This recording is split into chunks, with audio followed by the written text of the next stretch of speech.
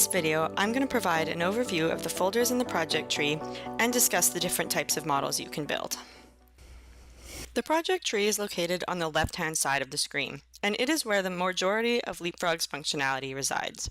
While there are a few exceptions, the project tree is generally designed such that you import files in the top folders, you build the models in the middle folders, and you create outputs such as scene files, movies, and cross-sections from the bottom folders. There are also several places in Leapfrog where you can write notes to let others know how the project was constructed.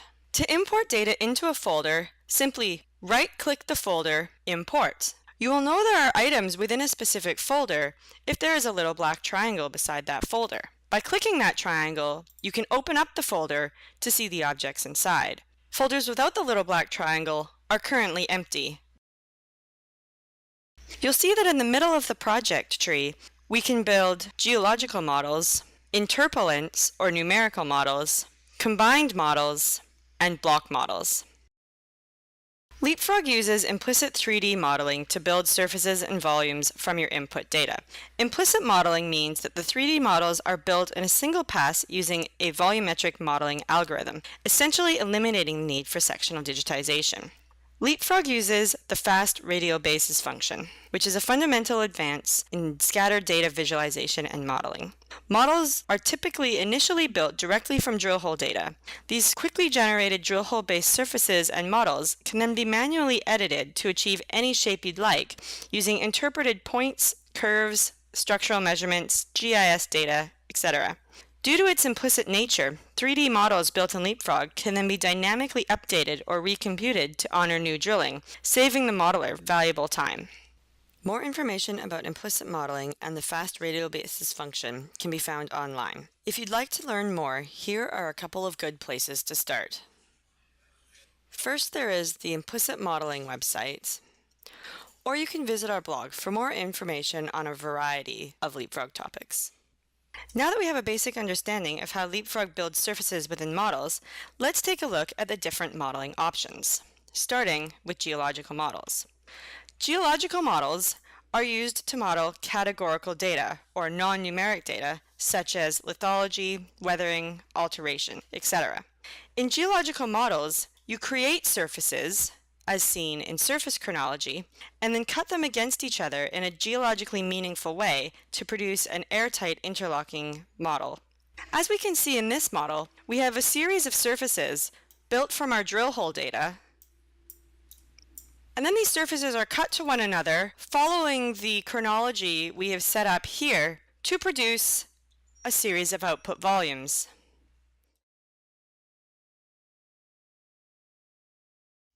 Now that we've seen how a geological model is created, let's take a look at interpolants. Interpolants are used to model numeric data. This is often assay data, but could also be geophysical data, geotech data such as RQD, contaminant data, or even temperature data, amongst others. Once an interpolant model has been created, there are a number of parameters that can be modified to create a geologically reasonable model. It is important to become familiar with these editable parameters as they are important to creating a meaningful model. In addition to the standard interpolant model that Leapfrog creates, it's also possible to create a multi-domained interpolant. A multi-domained interpolant gives the option of creating separate interpolants within different volumes of the geological model.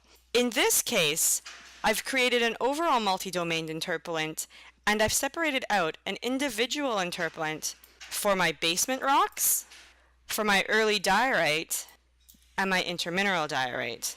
Each subinterpolant has its own set of parameters, which can be changed independently from one another by simply unticking this box. Now that we've taken a look at interpolants, let's take a look at combined models.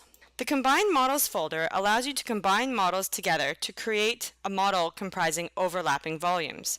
For example, if we combine a geological model with an interpolant model, the results would show where a certain rock type intersects a certain grade level. In this case, I've chosen to see where my early diorite unit intersects a particular cutoff in grade.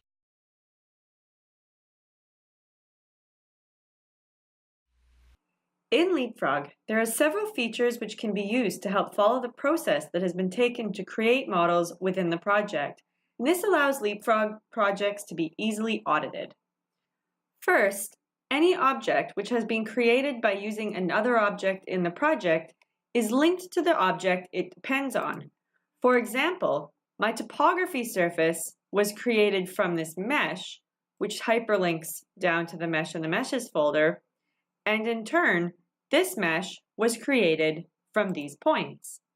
Similarly, if you wish to know what column of data was used to create a certain geological model, you can find that information under lithologies.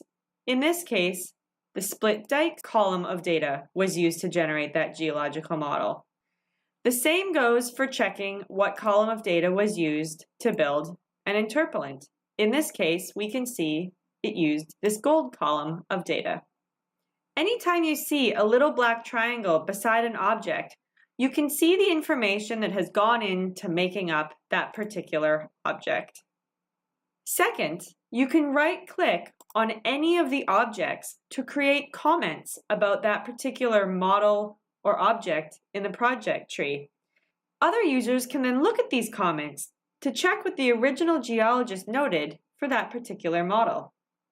Lastly, you can add information about the project as a whole by using the Notes object located here at the bottom of the project tree. Simply double-click on the Notes object to open it and add information.